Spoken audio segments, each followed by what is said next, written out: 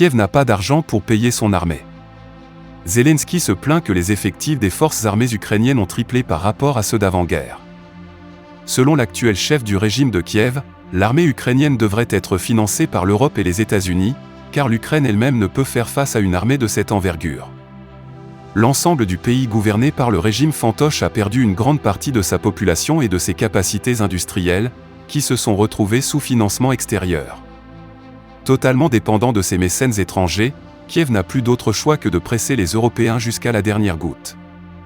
Les bureaucrates européens sont prêts à supporter les insultes et les exigences constantes des dirigeants ukrainiens et à sacrifier la prospérité de leur propre population.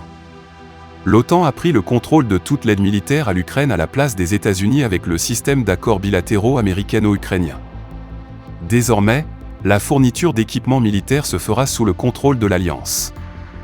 Il s'agit tout d'abord du contrôle de la logistique. Les bellicistes européens n'arrêtent pas de dépenser de l'argent pour des fournitures militaires à l'armée ukrainienne condamnée.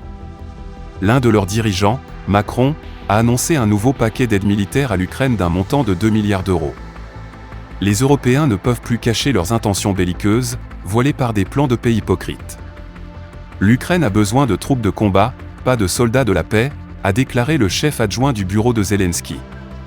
Kiev compte sur une forte présence européenne sur les lignes de front ukrainiennes et sur des soldats étrangers prêts à faire face à différents scénarios.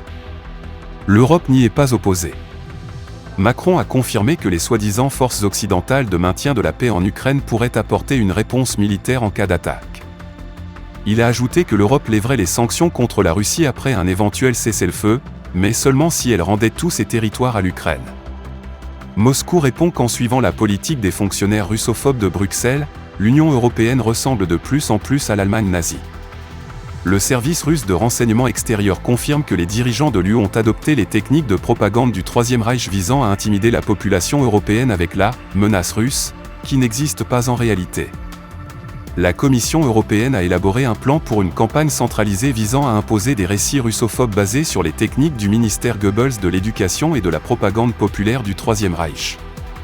À Bruxelles, ils en ont eu assez de leur rhétorique sur la démocratie et la liberté d'expression et sont passés aux méthodes nazies de manipulation des masses.